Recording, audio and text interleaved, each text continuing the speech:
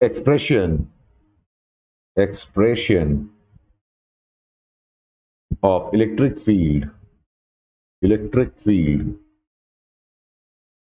due to due to an infinite line charge. Now, suppose this is an infinite line charge, and you want to find the electric field at a distance r from the axis of the line charge. And what you do is that draw a Gaussian surface, Gaussian cylindrical surface passing through this point R, this point P, this point at the point where you want to find the electric field. Now this is of length L and the radius is R. So now you will use Gauss law to find this. This is the idea behind it. Now let's write it down. Consider a line charge, consider an infinite line charge, an infinite line charge.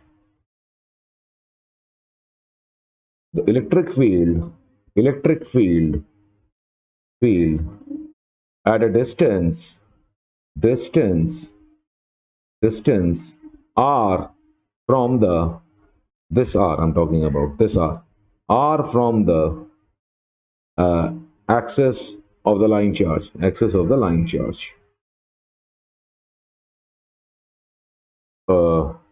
Yes, you're finding the electric field at distance r from the axis of the line charge at point P. Say at point P. Now consider a Gaussian cylindrical surface. This surface I'm talking about. This Gaussian cylindrical surface. This surface I'm talking about. Consider a Gaussian cylindrical surface. Cylindrical surface of radius r, so that it passes to the point P. That's the idea. It is of radius r and length L passing through the point P. Point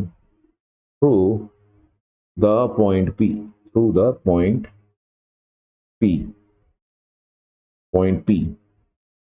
The electric field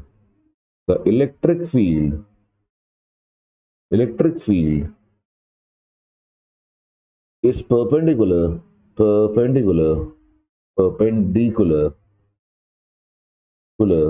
the axis of the wire. That means, what it means, the electric field is in this direction. Right? The electric field is in this direction, to the axis of the wire. Now consider the curved surface, small curved surface here, this as ds1. This is ds1. Consider a surface here on the top as ds2, and consider a surface at the bottom as ds3. Right? Now consider a surface at the curved surface, that is ds1 vector is nothing but ds1 r cap, and the curved surface, then add the top surface,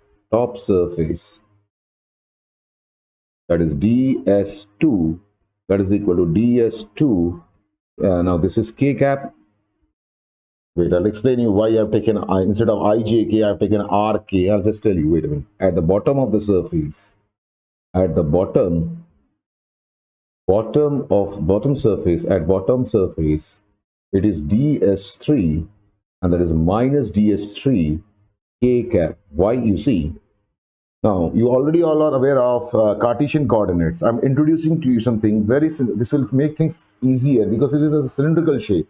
So it is now, since you are in a graduation class, you should know what are cylindrical coordinates. Though you will say it is, you have you are not doing you're doing BCA, this what I'm doing is for the BCA course. But it is better if you know the cylindrical coordinate also. Let me tell you, it's nothing very difficult. In cylindrical coordinate, coordinates, that is r, theta, and z, the z-axis, the z-axis in cylindrical coordinate r, theta, z, the unit vectors are the unit vectors.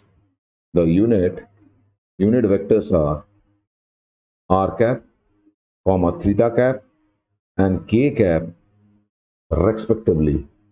That means for r it is the r cap, for theta it is the theta cap, for the z axis it is the this. Let's draw the picture. Now see, this is your circular thing. This is suppose a part of a cylinder. I'm talking of a part of a cylinder, right? Now, this is the radius vector. This is the way it is, the radius vector, the r cap vector.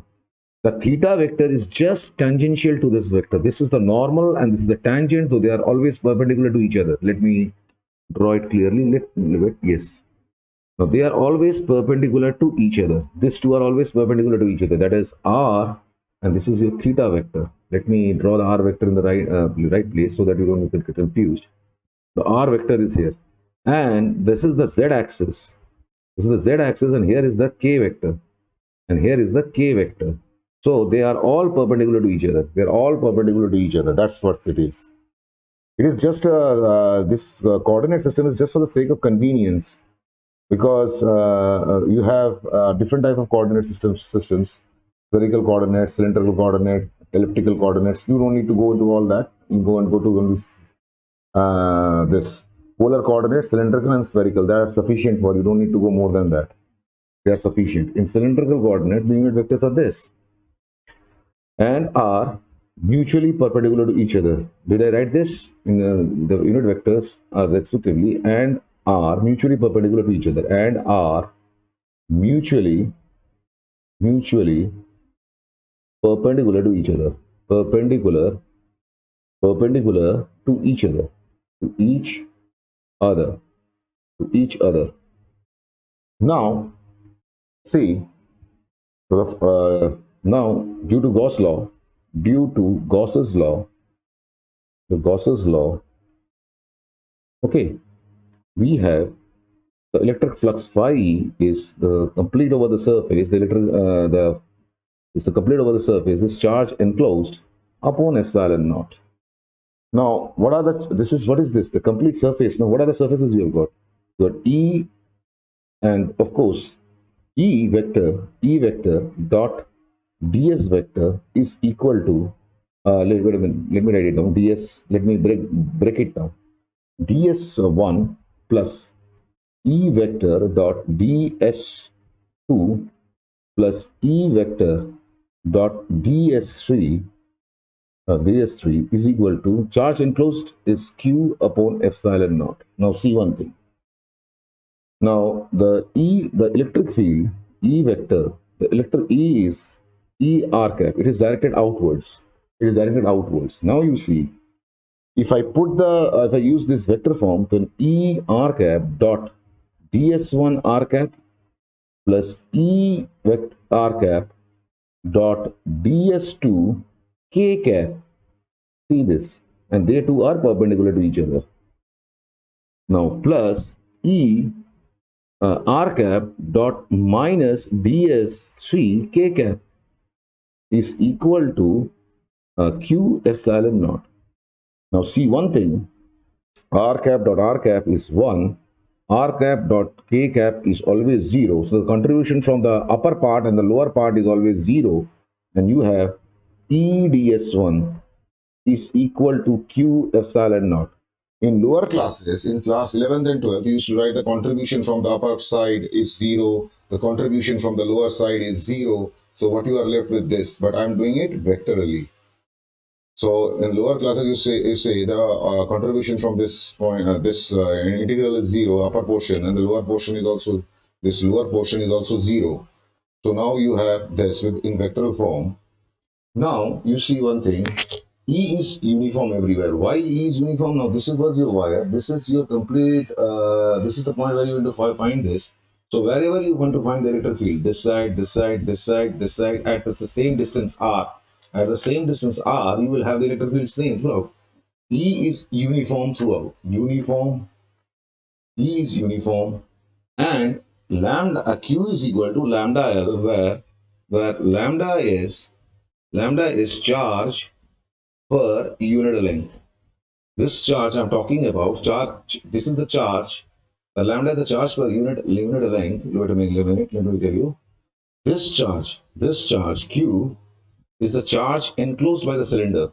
Charge enclosed by the Gaussian cylinder. Enclosed by Gaussian cylinder. Gaussian cylinder. Cylinder. This is the thing.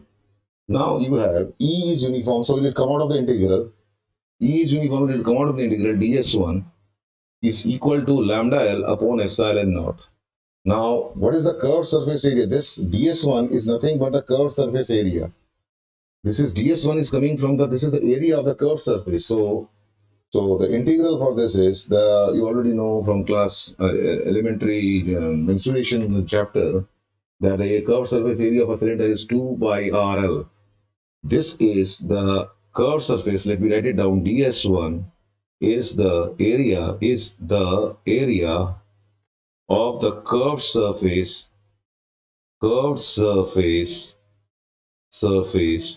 of the Gaussian cylinder. This is the thing. So this is lambda L upon epsilon naught. This L and L cancels out. What you are left with is E equal to lambda upon 2 pi epsilon naught R, and this is the expression that we need. From here we can conclude that E is inversely proportional to R, and from here the E versus R graph is something like this. This is like y equal to 1 upon x. I told you in the chapter of graphs in mathematics.